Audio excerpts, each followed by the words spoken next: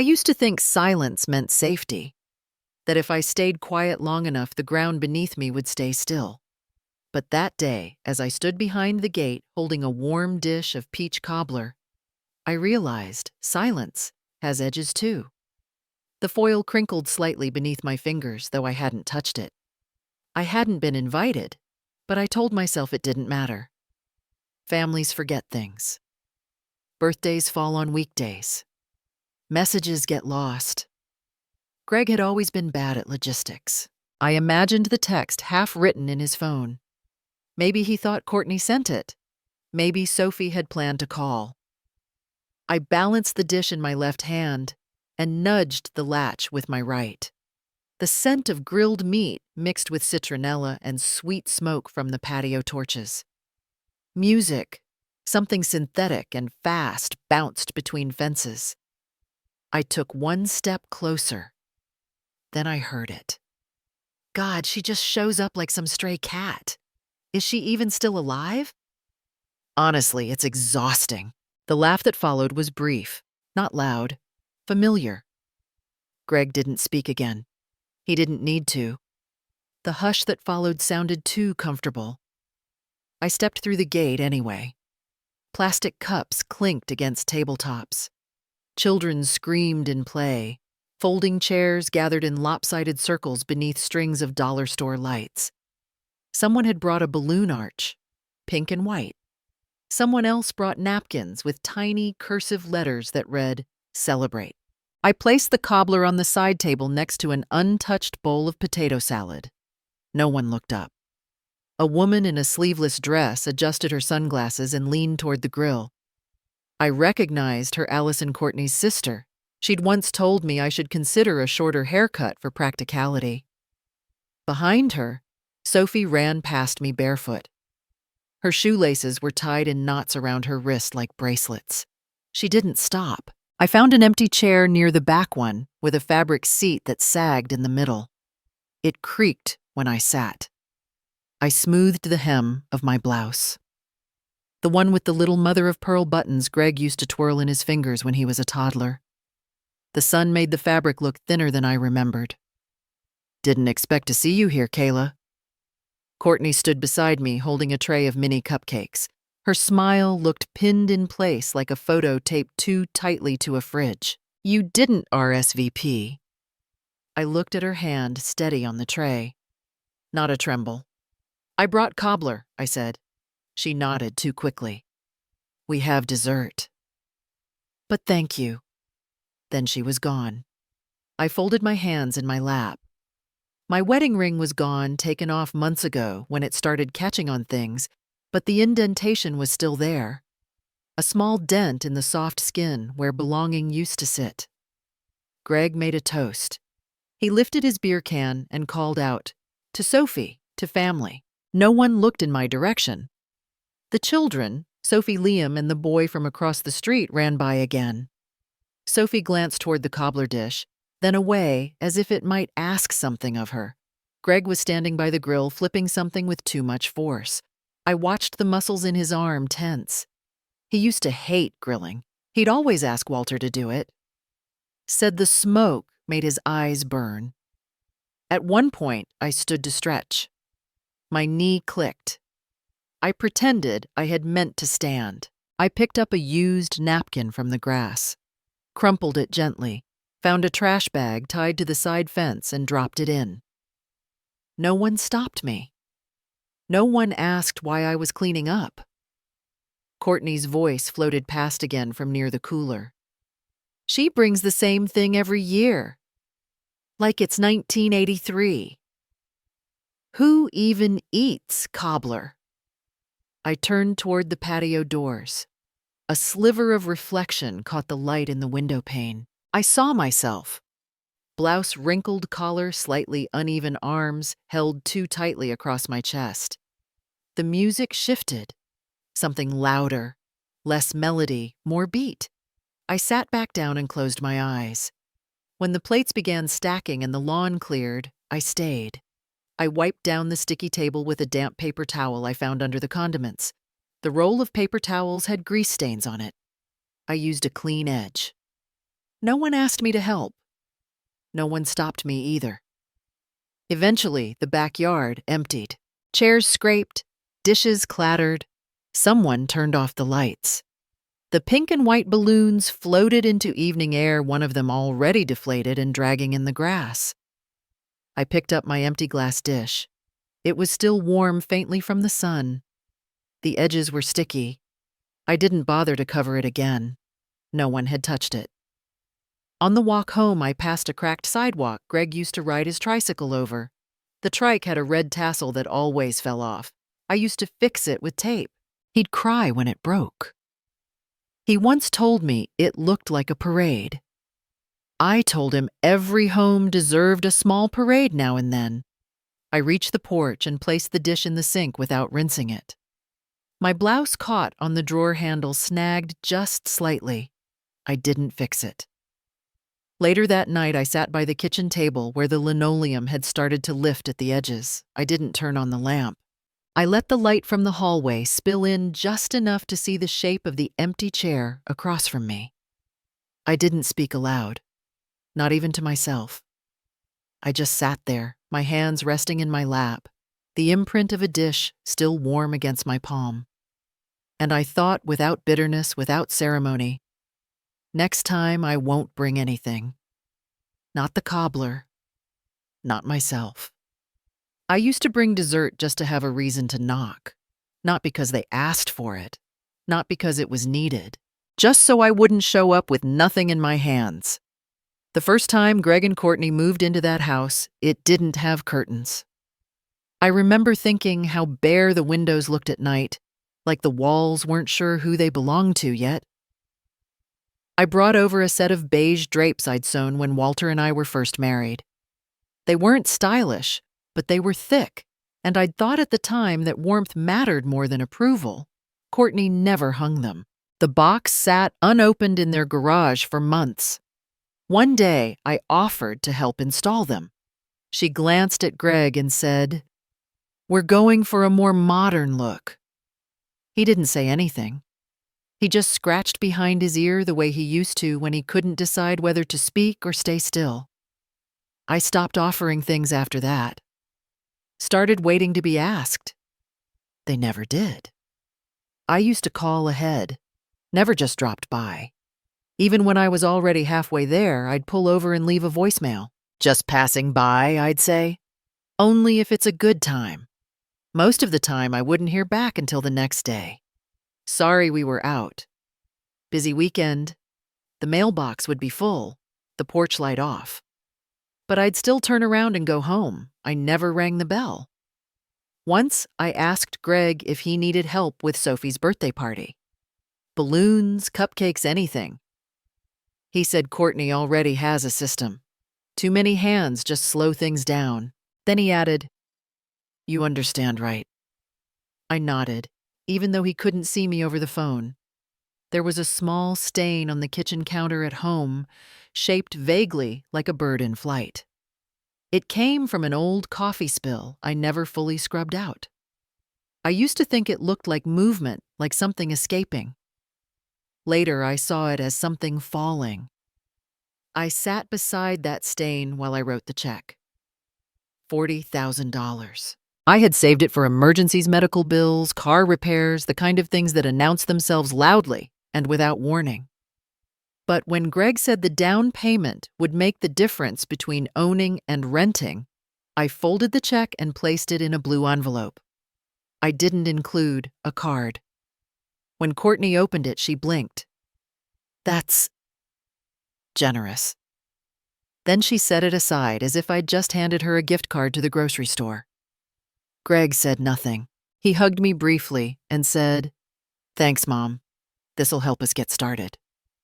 I told him he didn't need to pay me back. I think I even used the phrase, "no strings." I wish I hadn't said that out loud. Some things sound noble until they're written in ink. For a while, after they invited me over more often. Holidays, mostly. They'd let me bring green beans or cranberry sauce, the things no one eats too much of. One Thanksgiving, Sophie sat beside me and asked why my hands had so many lines. I told her they were maps of everything I'd carried. She touched my knuckle and said, "Like grocery bags?" I laughed and said yes. The following year, they changed the seating chart. I was placed at the corner of the kids' table. Liam asked if I had to sit there because I was small. Courtney replied, "It's just easier this way." No one moved my seat. I brought less after that. Once, I baked cinnamon rolls and dropped them off early before the party started. I left them in a tin labeled for later and drove home. That evening, when Greg texted me a photo of the party, I didn't see the tin anywhere on the table. I asked if Sophie liked them. He replied, "Courtney's cousin made cupcakes this year. She brought enough for everyone." That was all. Sophie used to call me Nana. When she was little, she'd bury her head in my sweater and ask if I could stay overnight. The last time I saw her, she walked past me in the grocery store. Her earbuds were in. She didn't stop. She didn't look confused. She just kept walking. Greg still signs every text the same way, "Hope you're well." I keep a folder in my filing cabinet labeled House Greg. Inside is the original agreement, my copy of the deed, and the letter I wrote with the check. It's on cream paper slightly wrinkled near the fold. I've read it enough times that I know where the ink fades. "You're my son," I had written. "That's all the reason I need." He kept the money. I kept the letter. There's a photo in my hallway. Greg at 8 years old, no front teeth, wearing the red and navy sweater I knit for his third-grade class picture. He's clinging to my arm. I can't remember who took it. Maybe my sister, maybe a neighbor. But I remember how tightly he held on. I haven't taken the photo down. I just walk past it slower now. Last week I found his old shoebox of Matchbox cars in the linen closet. I sat on the floor and opened it. Dust had softened the paint. The wheels still turned. One of them had a note stuck inside his handwriting, uneven with reversed letters. "Don't throw these. They are from me and I like them." I folded the note and placed it back in the car. I didn't keep it to remember him. I kept it to remember someone once needed me enough to leave instructions. That night I didn't call. I didn't write. I sat in the hallway beneath that photo holding a car. No one wanted anymore, thinking only this. He used to call me everything. Now I'm just too much. People don't stop needing you all at once. It's more like someone turning the volume down slowly until the silence feels natural. There was a drawer in the laundry room. It used to hold small things, bright markers, glittery stickers, half-used coloring pads, a tiny flashlight shaped like a duck. I kept it stocked for years, just in case Sophie wandered in and said I'm bored. She used to say that with her head tilted, expecting magic. I don't know when the drawer stopped being opened. One day, I just noticed the labels had curled. The paper had softened around the edges. Dust covered everything, like a layer of quiet. I didn't clean it. Not at first. There were signs before that. Subtle, unspoken things. I once brought a scarf I had knitted to Sophie's recital. It was deep green, soft and warm. I'd imagined her wearing it to school. After the performance, Courtney tucked it into her purse without looking. A week later, I found it in their garage, still folded, still smelling faintly of my laundry detergent, next to a bin of Halloween decorations. When I brought it up, Courtney shrugged. She doesn't wear homemade things. Makes her feel old. I nodded like I agreed. They'd sent out a Christmas card, 1-year photo paper, glossy 3 smiling faces in matching flannel. Greg had a beard that made him look older. Sophie was holding a gingerbread house. Courtney wore a sweater that sparkled. The envelope was typed. The message inside read, "Warm wishes from the Farnsworths." No names, not even a scribble. I wasn't sure if it was oversight or precision. I clipped it to the fridge with the clothespin that usually holds my dentist reminder. It hung crooked for weeks. No one ever asked if I got the card. During the library reception last fall, they honored volunteers for long-term service. I was fourth on the list. I wore my navy coat with the pin Greg gave me back when he still called on Sundays. I polished my shoes, even ironed the hem of my pants. Greg arrived late. Sophie stayed in the car. Courtney stood by the cookie table. When my name was called, they were gone. I didn't mention it. I thanked the librarian. I drove home without turning the radio on. The envelope with the bookstore gift card is still tucked behind the old calendar. At Sophie's party the year before, I had been seated next to the recycling bin. Greg waved me toward the corner. "It's a little quieter over there. You'll like it." The chair wobbled. The table had one leg on uneven pavers. I balanced my cup on a napkin. The slice of cake slid on the plate. Sophie ran past with a sparkly hat and didn't look back. I kept my smile small so it wouldn't crack. Later, when I offered to bring my peach cobbler for Thanksgiving, Courtney texted, "She doesn't really eat that anymore. Says it smells like Grandma's nursing home." I didn't reply. I just folded the recipe card and placed it at the back of my drawer under old receipts and warranties for appliances I no longer own. There had been a phone call once. Courtney again. "We're heading to the mountains next week. Could Sophie stay with you for a few days?" I cleared the guest room, bought fresh towels, put cocoa powder in the cupboard. An hour before they were due, she called again. She's going to her friend's place instead. Sorry for the change. She didn't ask if I'd already prepared anything.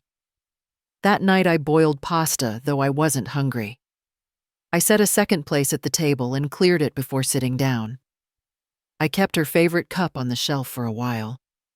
Pink, with a chipped handle. Eventually, I moved it to the back behind the coffee mugs no one uses. Even the house started reflecting me. The porch light flickered. I didn't fix it. The doorbell rang once with no one there, and I didn't bother to check the batteries. My sweater developed a hole near the wrist. I folded the sleeve instead of sewing it shut. One afternoon, after wiping down the pantry shelves, I removed the snacks I used to buy, just for Sophie alphabet grams, apple juice boxes, chewy bars, in red wrappers.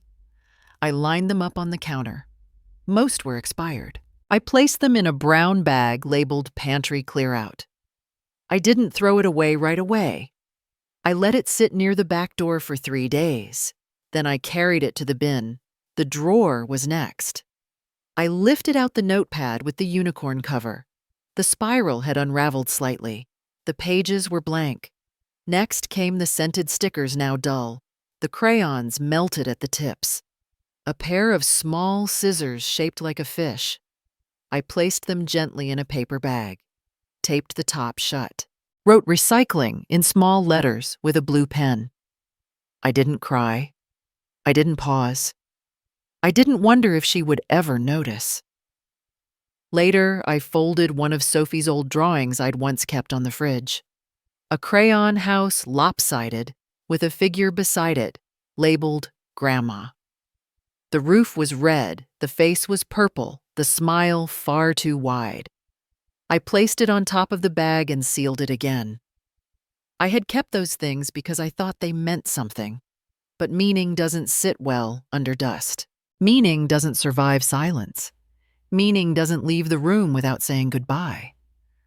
I used to save those pieces for her. Now I return them to where forgotten things go. Not as a gesture. Not as punishment. Just as acknowledgement. Trust fades like pencil on parchment. At first, you think you can still read it. Then one morning, it's gone. I had reached behind the silverware drawer to find the backup light bulbs. My hand brushed against the old folder, the kind with the plastic snap button and corner, bent inward from years of being closed too hard. It had been tucked away beneath dish towels I rarely used. The towels were thinner now, the corners curling up like autumn leaves. That folder, though, was heavier than I remembered. I hadn't touched it since the move. I'd handed over my share of the down payment without question. 40,000 withdrawn in cashier's checks, arranged in an envelope with the words, "For Greg's future," written on the seal in my handwriting. I hadn't written loan or gift. I hadn't thought to clarify. I sat on the kitchen stool, opened the folder, and felt the table steady beneath my elbows. The documents had yellowed slightly. The paper still held the faintest scent of copy toner. In the corner of the deed transfer form, underlined in black ink gift of $40,000. No repayment required. My name appeared only once in the margin as previous address contact. The house title listed Gregory and Courtney. Nothing more. No shared interest. No co-ownership. Just their names, clean and complete. I stared at the font, Arial size 11. It looked so official, so ordinary. A typeface used for things no one is supposed to question. When I had given them that money, I'd stood beside them in the hallway of the real estate office. Greg shook hands with the broker. Courtney held Sophie, who was tugging on her necklace. I had told the agent I just want to see them settled. He didn't even look at me when he slid the folder across the table. I remembered Courtney's voice in the car afterward. "Well, now we can finally say it's our house, not some weird half-mother thing." I hadn't replied. I'd held the corner of the receipt and pressed it into my palm until the edge left a mark. After the party, I'd seen the electric bill on the counter. Greg had left it there open. The address was mine once, but the name on the account was his.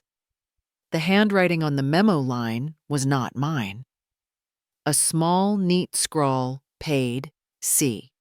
They'd switched everything quietly, efficiently, like removing old wallpaper, piece by piece, until there was nothing left of me in the house but a few casserole dishes and the faint outline where my picture used to hang in the hallway.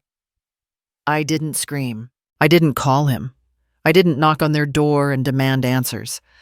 I reached instead for my phone and scrolled through contacts I hadn't touched in years. Maggie Delaney. The name looked out of place between old doctors and salon appointments. Maggie had retired 5 years ago, bought a cottage in upstate New York. She'd once been sharp with inheritance law, known for the kind of firm voice that made grown men hesitate in courtrooms. But what I remembered was her laugh dry short, always a little delayed, the kind of laugh that came only from knowing too much. Her voice on the line was lower than I remembered. "You still have the documents?" "Yes." "Then bring them for review, for adjustment." We didn't say more than we had to. I wrapped the folder in a kitchen towel and placed it in my canvas bag. I didn't lock the drawer behind me. There was nothing left in it that anyone would want. Greg once told me I was too generous for my own good. He meant it as a compliment back when he was still wearing hand-me-down coats and asking me to look over his resumes. Courtney used to say I was sentimental. You keep stuff like it means something she'd remarked once while tossing out a chipped mug that had belonged to my mother. But it had meant something. Not the mug, not the money, but the act of keeping, of remembering, of choosing to leave fingerprints where others wiped them clean. Later that night, I opened my will. The pages crackled. I'd printed it myself years ago from a template. Simple language. "To my son Gregory, I leave." I ran my finger over the sentence. I didn't cross it out. I folded the page back slowly and reached for a clean sheet. The pen was heavy in my hand. I wrote just one sentence. Not in legal phrasing, not in Maggie's voice, but in mine. I leave nothing to those who no longer see me. I placed it inside the folder and closed it. There had been a time when I thought families like houses stood firm if you built them right. You poured your foundation. You added warmth. You patched leaks. But sometimes people walk through what you built and hang curtains over the windows so you can't see in. They move the furniture. They tear down walls. And eventually, they change the locks without telling you there ever was a key. I no longer wanted entry. I no longer wanted to ask why. I just wanted the record to reflect what was already true. And that begins with a name, not the one I gave, but the one they removed. I erased my name from their story line by line. I never liked the sound my shoes made in a quiet room. Not in childhood, not in waiting rooms, and not when I stepped into the bank that morning. The floor gave nothing back, just a hush that reminded me how long I'd been moving silently through places where no one looked up.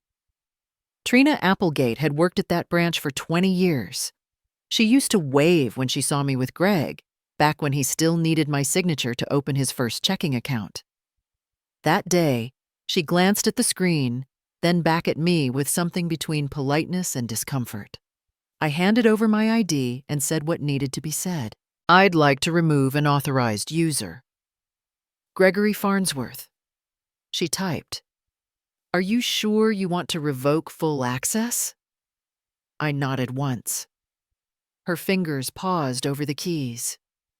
No power of attorney, no beneficiary rights, no account visibility. That's correct. I waited until I saw his name vanish from the screen. I asked for a printout. Not for proof, just something to fold. Something to hold between my fingers as I sat in the car, later parked just far enough from their house that no one would notice. At home, I opened the drawer with my medical documents. I reviewed the form that had once allowed Greg to speak on my behalf in case of emergency. I uncapped a pen and drew a single line through it, folded it in half, then again until the paper was stiff and small enough to fit into the trash without effort. I didn't tell anyone I was making changes to my will. Maggie handled it for me. She didn't ask why. She just said, "All right," and pushed her glasses higher on her nose. Her office hadn't changed since 2008. Same dusty orchids, same chipped mug on the desk that read, "Don't confuse Google with my law degree." I think she left it there for people like me who didn't Google, who just remembered. The new documents removed Greg, quietly, without footnotes. I didn't add anyone in his place, just left blank spaces that no longer belonged to anyone. The lock on my front door had rust around the screws. I'd meant to replace it 2 winters ago after a neighbor's son got caught breaking into mailboxes. I called a locksmith named Harold. He asked if I wanted to keep the same key system. No, I'd like it completely changed. He offered 3 copies. I asked for 4. I labeled them on masking tape with neat handwriting. Mine, Maggie, safe box, spare, unused. I wrapped the 4th in tissue and tucked it deep in the back of my kitchen drawer behind the faded birthday candles and the ceramic rooster salt shaker I hadn't used since Greg's father passed. I didn't label that one. One evening, I logged into my phone bill and clicked Remove under each shared contact. There was a line next to Greg's name, Family Admin. I stared at it, clicked once, then confirmed. No alerts, no notifications, just silence. I opened the closet where I kept a small cardboard box filled with warranties, birth certificates, and tax records. I found a tattered address book with years of scribbles. Greg and Courtney home, Sophie dance recital, 7 p.m. I took a blue ballpoint pen and drew a single line through the entry. Beneath it, I wrote, moved. No forwarding address. I didn't rip the page out. I left it there, struck through, but visible like something someone might mistake for a number already dialed. Courtney had once told me during a Sunday brunch where the eggs had gone cold, "It might be best if you call before stopping by." Just so Sophie can be prepared. I remembered how she poured more orange juice after she said it never meeting my eyes. That was the same day I'd brought a new sweater for Sophie. Pale yellow with tiny embroidered daisies. It stayed on the chair the whole afternoon. No one picked it up. I took that sweater out last week. It was still in the gift bag, the price tag dangling like an unanswered question. I folded it carefully and dropped it into a donation bin near the grocery store. I didn't write a note. I didn't check to see who might wear it.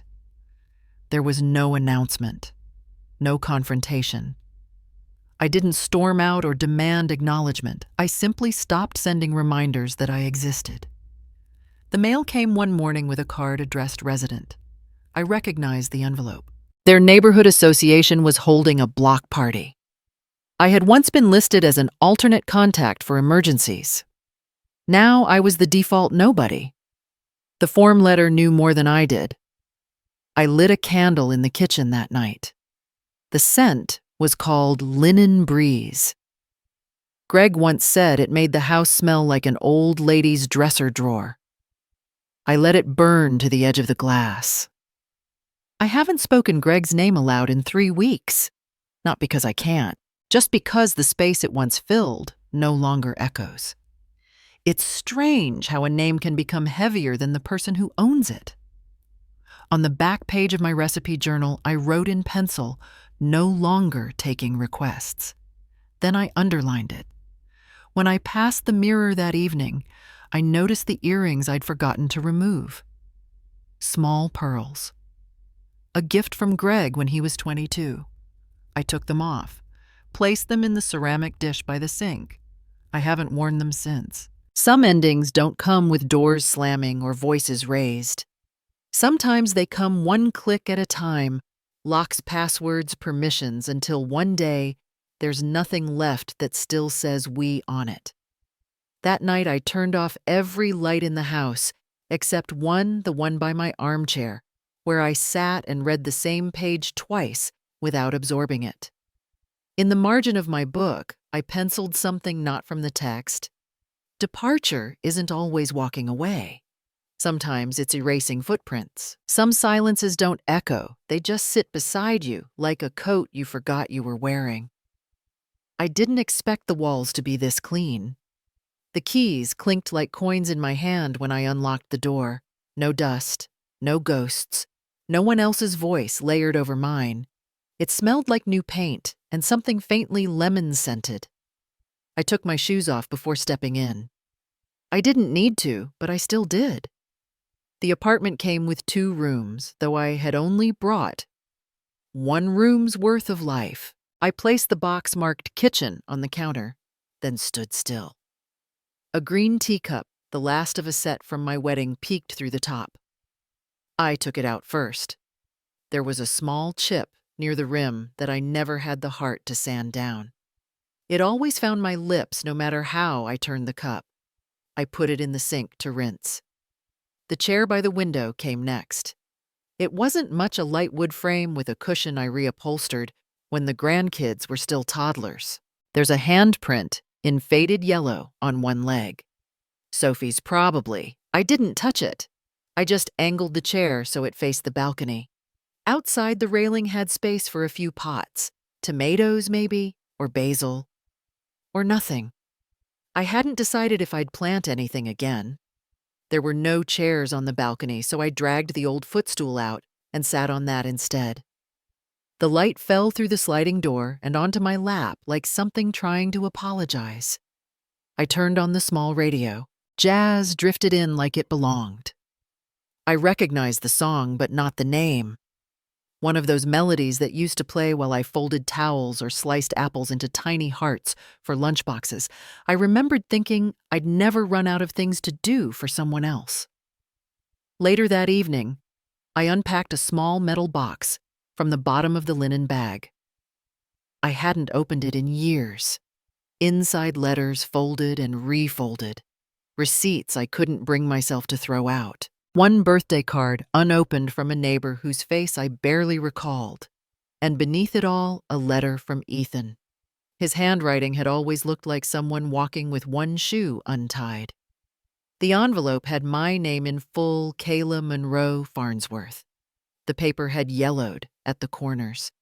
The ink bled slightly where the fold creased. I read the last part slowly, the only part that ever stuck. If you ever find yourself alone, don't let them convince you that it means you've failed. Solitude isn't shame, it's space. Use it. I placed the letter beneath the green cup on the table. That way I'd see it when I brewed my tea in the morning. That way it wouldn't feel like I'd misplaced my name. The next day, I took out the painting. It wasn't much, just an old photo I had printed on canvas. I was standing beside a crooked apple tree holding up one perfect fruit.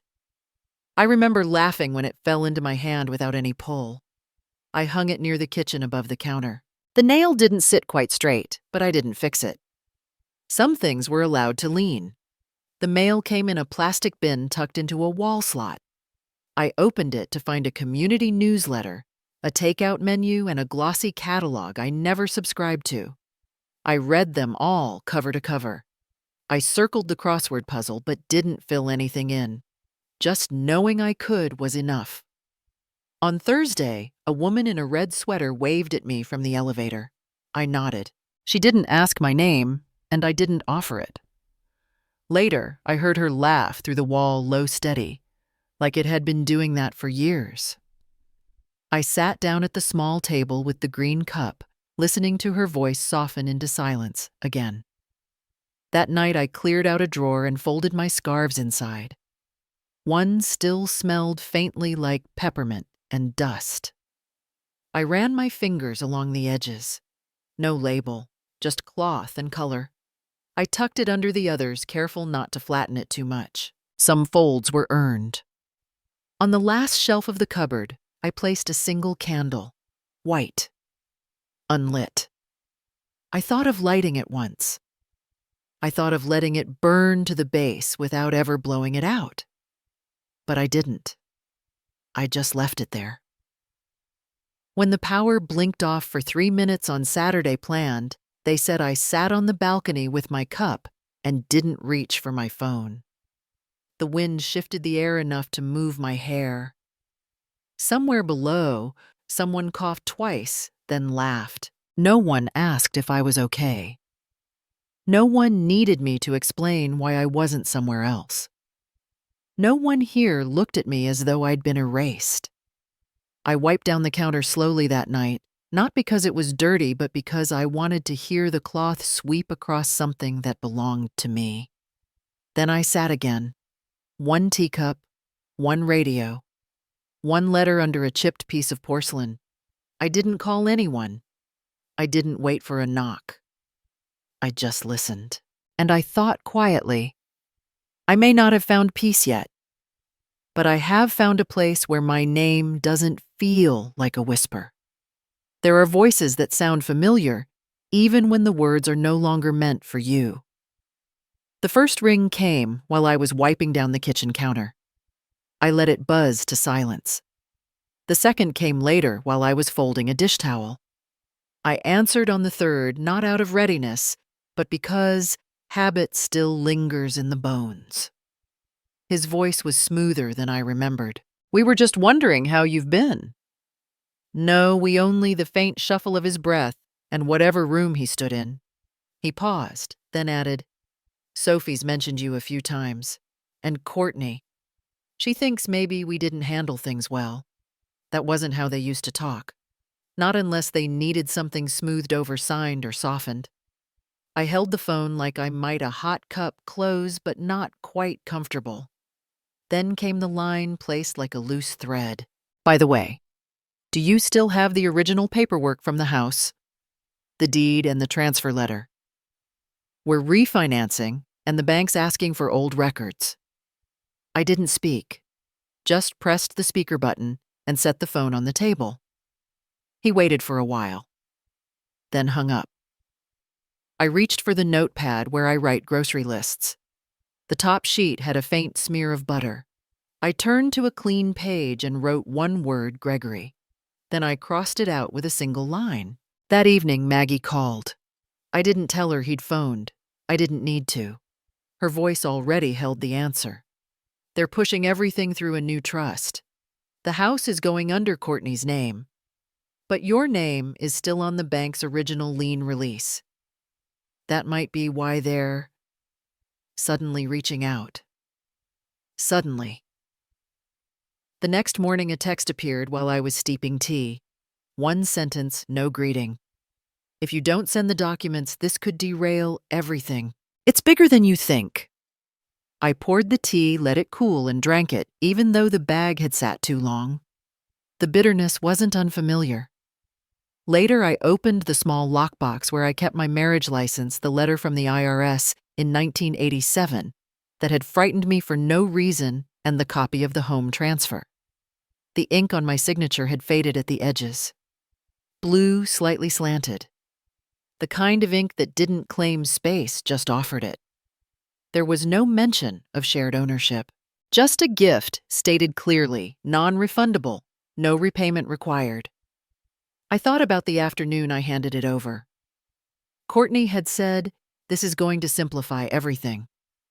Less mess later." Greg had nodded, not looking up from the papers. I had baked lemon bars. No one had touched them. I pulled out an envelope from the drawer, not a new one, just a leftover from an old stationery set. Cream with a faint gold border, I wrote slowly. What I gave without asking. What I keep now is mine without needing permission. This isn't silence. This is clarity. I folded the paper, once slipped it into the envelope, and sealed it with the pad of my thumb. I did not include the deed. I placed the envelope near the door beside the reusable grocery bags. A reminder, maybe, or a decision that didn't need fanfare. The next day, Greg called again. I didn't answer. I watched the screen fade to black, then light up again with another call, this one from Courtney. I turned the phone face down and placed the kettle on the stove. By noon, a third call. Voicemail, this time, "If this delays the refinance, we can't be responsible for how the bank reacts. I don't think you understand how these things work. This isn't personal. It's just what's necessary." Not personal. The countertop held a small crack near the edge, a line like a scar beneath the laminate. I traced it with my fingertip. Things shift with time. Even surfaces that once looked smooth. That evening, I returned the envelope to the drawer. I placed it beneath the fabric swatches I'd picked out when I first moved, none of which I used.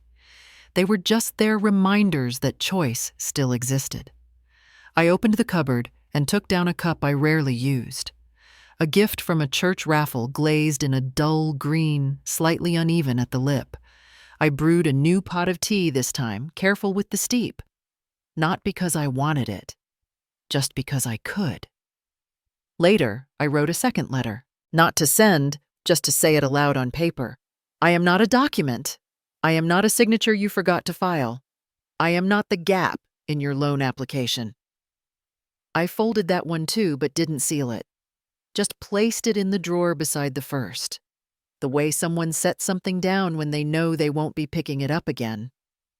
I kept the house records in their folder untouched, but I moved them from the drawer marked family to the one labeled legal, just one drawer down. But enough. I looked at the labels again before closing the cabinet. Family, legal. Some words only matter depending on where you put them. I didn't light a candle. I didn't cry. I didn't call back. I just sat at the table and watched the tea leaves settle at the bottom of the cup. Not every story ends with a door slamming. Some just stay closed because no one knocks again. The quietest kind of strength is the one that doesn't explain itself. I hadn't ridden a bike in over 20 years. The seat felt higher than I remembered, or maybe my knees didn't rise the way they used to. The basket wobbled a little on the front, carrying 2 warm loaves wrapped in a dish towel and a small envelope tucked beneath. My handwriting on the envelope looked steadier than I thought it might. I passed 2 boys tossing a football in the grass.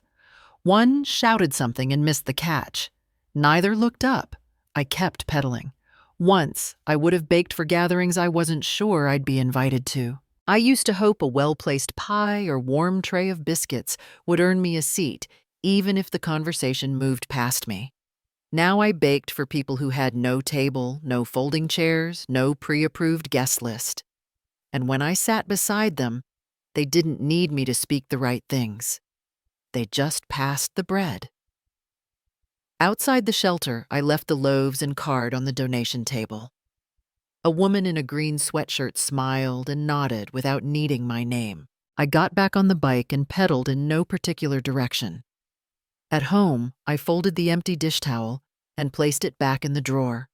The radio was humming something wordless. I left it on. Later that afternoon, I heard a knock. Not on the front door, but on the railing outside the balcony, a small, uncertain tapping. I opened the sliding glass door and found her there. Sophie, holding a rolled-up piece of paper and a reusable grocery bag. Her shoes were untied. One braid had come loose. She didn't step in. I didn't know if you'd want me here, so I just waited. She looked thinner. Or maybe I only noticed now that her shoulders sloped differently. She handed me the paper, crayon lines bold and jagged, a chessboard drawn in crooked boxes, 2 pieces left on it, 1 queen white, 1 pawn black. The queen stood forward already across the board. The pawn was tipped. "That's you," she pointed. "You win. Even with less." I traced the edge of the paper with my thumb. I didn't tell them I was coming. "Courtney said you'd probably just throw the drawing away." She shifted her weight. "Greg said I should stop reaching out, that you like being separate now." She didn't say alone. She didn't say petty, the word Courtney had once used like a coaster under her coffee. I know I started acting like them. Laughing when it wasn't funny. Not looking up when you walked in. I thought it would make things easier if I blended in. She shrugged. "But I think it made me worse." She paused, then held out a bag. Inside was a plastic container. Banana muffins overbaked around the edges. They're not great. I didn't want to come empty-handed. I took the container and set it on the kitchen counter. The silence between us held, but it wasn't tight. She stepped inside slowly. Her eyes scanned the walls like they were waiting for framed judgment. I motioned to the small table. No forks, just hands today. We sat. I broke a muffin in half and gave her the bigger piece. She chewed like someone who wasn't used to eating quietly, like she expected a question to follow each bite. I offered nothing. She reached into her backpack and pulled out a folded sheet of lined paper, half torn from a spiral notebook. At the top, "Grandma stuff, I remember." She didn't hand it to me. Just placed it in the middle of the table. "Your garden gloves, always hung on the left hook. Your lemon soap. You didn't let anyone else use it. You used to say people show love in the small things, but that we don't always recognize it until they stop." I didn't touch the paper. "I think I stopped noticing," she whispered. We finished the muffins without talking. A crumb stuck to her sleeve, and I watched her brush it off with the back of her hand, not her fingers. A tiny difference. One her mother wouldn't have liked. She stood up when the sun shifted across the balcony. "I won't tell them I came. I just wanted to see if you still let the door stay unlocked." I didn't answer. I opened the cabinet and pulled out a Tupperware. I filled it with slices of bread I'd baked that morning. Crusty, uneven golden from the bottom of the oven pan. She took it without speaking. Just held it to her chest, then turned to leave. At the door, she looked back once. "I don't want to be someone who waits too long to apologize." I nodded toward the chessboard drawing on the counter. "I kept your piece upright." After she left, I folded the drawing and placed it in the drawer beside the letter from my husband, the one about staying whole when alone. Not because the drawer was sacred, just because it wasn't empty. I didn't call Greg. I didn't explain Sophie's visit. I didn't check to see if they'd noticed she was gone. I poured water into the kettle. There was only 1 teacup on the counter, but I set a second beside it. Not because I expected anyone, just because I wanted the option. I didn't forgive anything that afternoon. I didn't erase the weight of months or years or conversations I was never invited into. But I left the door unlatched, not wide, just enough that someone who truly meant to knock could still be heard, not because I softened, but because strength I've learned is choosing who you let reach you and knowing when not to speak, even when your name is finally spoken right. There's a difference between letting go and being discarded. Only one of them is done by choice. I held the receiver a second longer after the line disconnected, as if the click might echo something back. Charles Kincaid's voice had been precise, polite, not a man for unnecessary words. I'd given him one sentence. I want the house placed in a trust not to be passed down to any family members. No elaboration, no explanation. He didn't ask for one. I hung up and opened the narrow drawer beneath the side table. The old binder was still there with the tab labeled Deeds, Titles, Notes. I hadn't touched it since I moved out. A coffee ring from years ago still marked the inside cover. I wiped it with my sleeve, though it left no stain anymore. A few days later, he called to tell me a couple was interested. Retired mid-60s. They'd lost their daughter in an accident, he said, and were looking for somewhere quiet. A place that felt lived in, not polished. A home that looked like someone had once cried in the hallway and still returned to make soup that evening. They came on a Tuesday. I met them by the gate.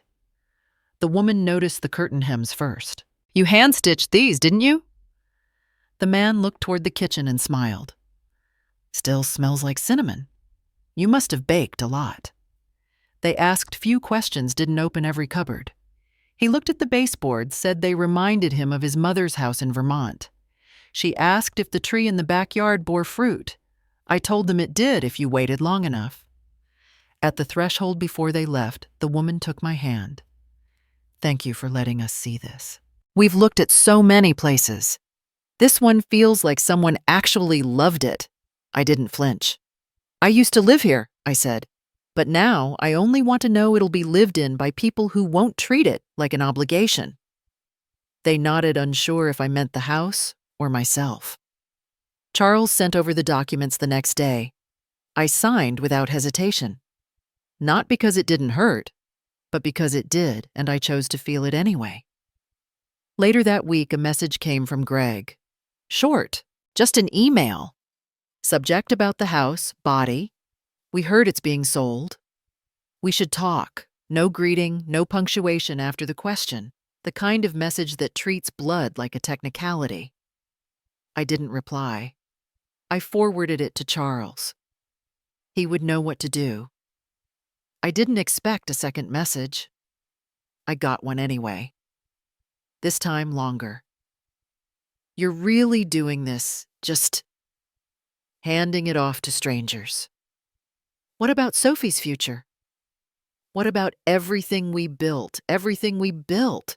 I stared at the screen, then turned it off. I walked to the kitchen and pulled the recipe box from the shelf. I hadn't used it in a while. Inside was a folded index card, written in a slanted, messy hand, my husband's. The only bread recipe he'd ever made, the one he botched with too much salt. He never let me throw the card away. That card had stayed longer than most people. The day I went back to the house, it was quiet. The couple wasn't moving in until the following week. I carried no bags, just a key and one small envelope. The hallway still creaked in the same spot left of the closet. I paused there, not out of nostalgia, but muscle memory. I went room by room. Not to say goodbye, I'd already done that, but to see what remained, and the scuff on the baseboard in the master bedroom. The faint outline of a picture frame that had hung too long in one spot. A chipped tile I never fixed. I sat on the stairs for a while, not crying, just sitting, letting the air settle. Then I placed the envelope on the small wooden table in the entryway. No name on it. just a single sheet inside. I once kept this house through affection, through loyalty, through faith in things I couldn't see clearly. I now leave it to whoever can honor the memory without trying to control it. The key was taped to the inside flap. Before I walked out, I looked once more at the space where Greg's height marks used to be on the kitchen wall. They'd painted over them years ago. I had looked the other way. This time I didn't. I locked the door behind me. Then, without thinking, I slid one copy of the old house key into the mailbox. Not for them. Not to be found. Just to know that it was there unlabeled, waiting like some memories do. I didn't leave instructions. Not because I forgot, but because I finally remembered what it meant to let something end without needing it to be understood. On the way home, I passed the same florist I used to buy tulips from every spring. I stepped inside. The woman behind the counter didn't recognize me, but I remembered the way she tied her bows twice around the stem, not once. I bought one stem, just one. Back at the apartment, I put it in an old jam jar. It tilted slightly. I didn't adjust it. I didn't open my inbox. I didn't wonder whether Greg had read the trust transfer notice. I didn't call Sophie. I didn't save a second copy of the letter. I just watched the tulip lean into the light. Some closures don't arrive with doors slamming or with words loud enough to echo. Some arrive as the quiet weight of a name being removed from a deed and not needing to be written back in. Some things taste better when no one is watching. I steeped a bag of Earl Grey until the water turned the color of old walnut. The tea bag tag dangled over the rim, brushing the cup's ceramic lip chipped just slightly, like a quiet imperfection that made it mine. The basil by the window had grown fuller. I clipped 2 leaves for later, then turned the envelope over in my hand. Greenway Center had written again. Black ink on cream paper. A real signature at the bottom, the kind that loops carefully as if someone learned cursive with pride. They'd added 2 new rooms, one already occupied by a woman named Marlene and her 7-year-old son. She said the curtains reminded her of a better time. They didn't know I'd sewn them. I folded the letter in thirds slow, then placed it under the sugar tin. No one else would read it. No one needed to. The apartment carried only the sounds I let in. On Tuesdays, Nora brought over a crossword torn from the Tribune. On Fridays, Marcia showed me how to pickle onions properly her way, not the way from books. Ida came on Sundays sometimes, just to sit in the quiet with her knitting. We didn't fill silences. We let them be. Last month I taught a calligraphy class at the rec center. My hands aren't as steady now, but one student, a man named Hector, said, "Your L's look like they've lived through something." I smiled, but didn't answer. What would I say? That letters like people can soften without fading. The world outside my window moved on. I no longer measured time by phone calls or birthdays I might be invited to. Sophie still came. Once a week, always on her own terms.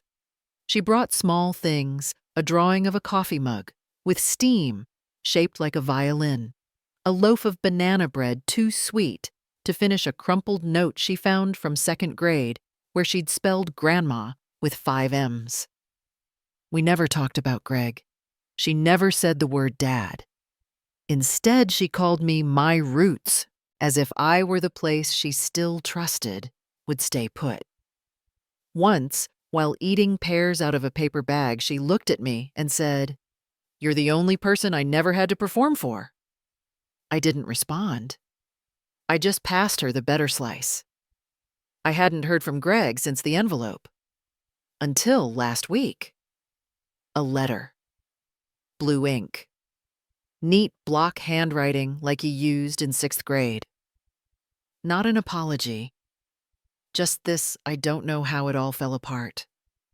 If you want to see Sophie on her birthday, you can come. No pressure. I read it twice, then once more for the spaces between the words, the kind that carry everything people don't dare say. I didn't answer.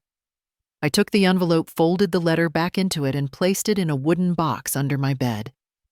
I'd labeled that box, "Things I no longer need to respond to." A drawer in my kitchen holds spare napkins menus, things people leave behind. That letter joined them in spirit. Just another thing once needed, not anymore. I don't live with anticipation now. I live with presence. In the mornings, I water my herbs. I write postcards I don't send. Sometimes I take the long route to the bakery, even when I don't need bread. I nod at dogs. I read obituaries of people I never knew. No one in the building knows I once owned a house with white siding and 2 maple trees out front. No one knows there was a photo of me over a fireplace that now holds abstract art. No one in that family understands. And no one knows my name used to be on the deed of a place that now belongs to strangers. That house, it still stands. They still live there, but only on paper. Courtney apparently told a neighbor, "It's just a formality. We'll have it all back in our names by next year." Greg doesn't argue anymore from what I hear.